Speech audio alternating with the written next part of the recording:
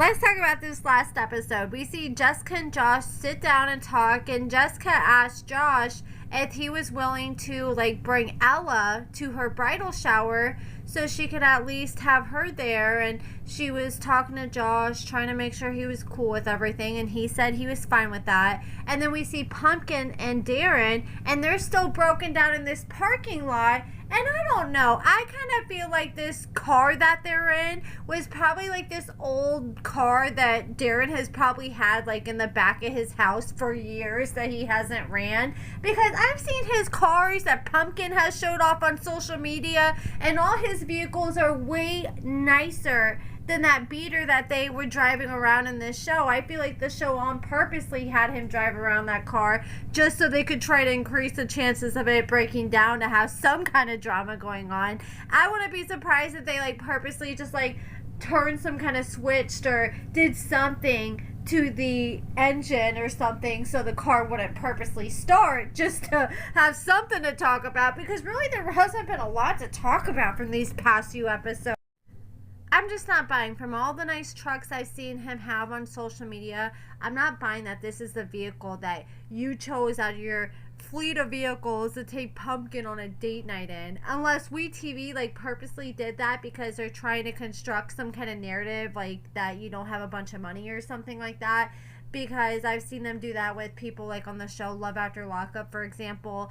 Like people like Blaine, who was actually like living with somebody in a broken down trailer with no heat, and he didn't have a car, but the show ended up putting him in this nice Airbnb, and they ended up getting him a nice rental car, so they made him look like he was nice and loaded and had all sorts of money, when in reality his bank account was looking real dry at the time. And I kind of feel like that's almost what they're trying to do with Darren here. And then we see Pumpkin and Darren rush to go back to Pumpkin's house so Pumpkin can meet up with Josh and get the kids back, and they get there just in time. Pumpkin gets out, Darren leaves, and then Josh pulls up, drops the kids off, and they kind of got into a little disagreement because Josh let Pumpkin know, hey, Jesse wanted to know if Ella can come to the bridal shower, and I said that's fine. And Pumpkin's like, okay, but you still need to talk to me about that. And Josh is like, yeah, but I'm not going to come to you and get your permission. We're not married anymore. And I can see both sides. I can see where he probably feels like he's being micromanaged, because I mean, like, it really isn't that a big deal. It's a family member's bridal shower. Like, anybody with common sense, if my child wants to go to a family member's bridal shower, I'm gonna let them be there unless they're like super young or something. But I can also see where Pumpkin's coming from too. Like, don't just sit there and sign me up for stuff when you haven't even talked to me about it yet.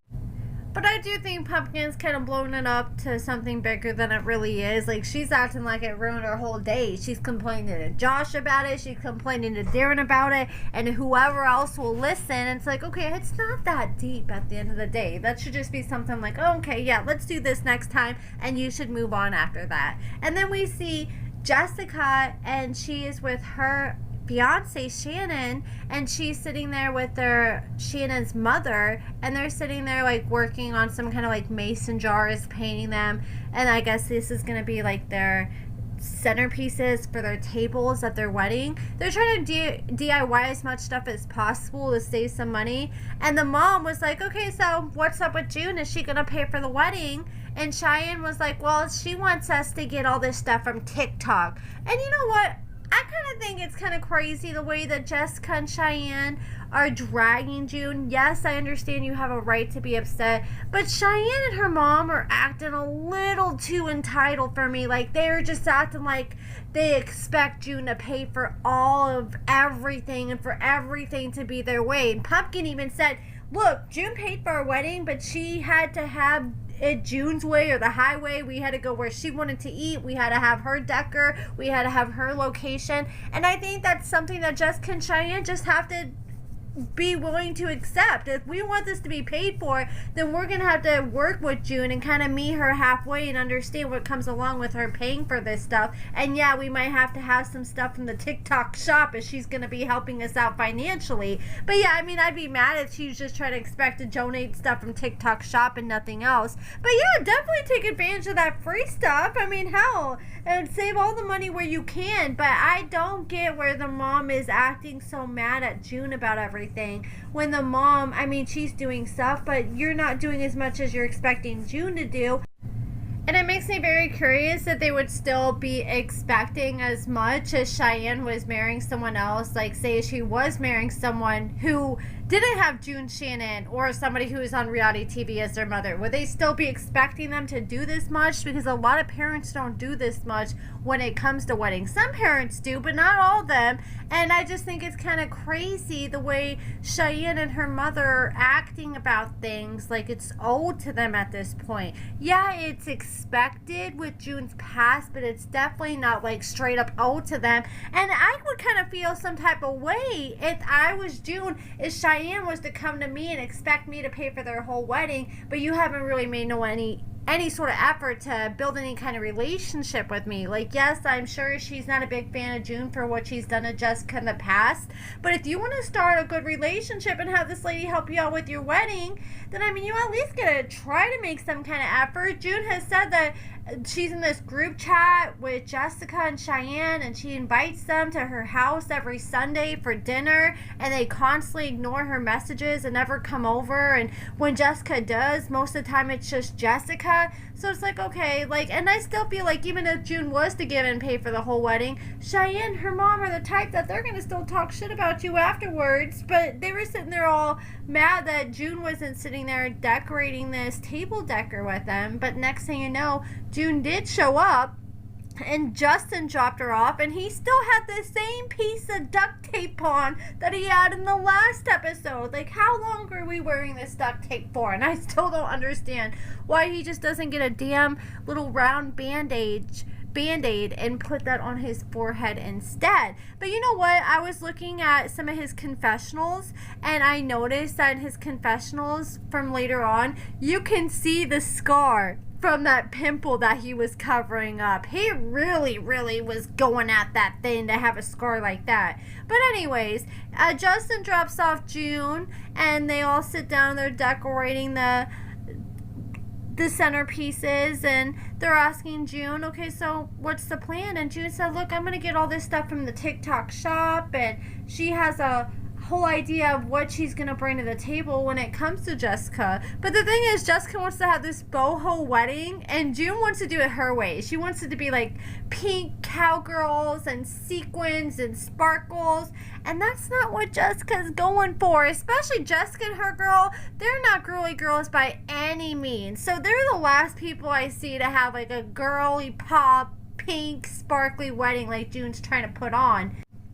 June did agree that she would be willing to do more for the wedding. I don't know how far she's willing to go, but she's willing to do something at least, hopefully, besides just get some TikTok shop stuff. And I'm very curious to see what all she ends up pulling together.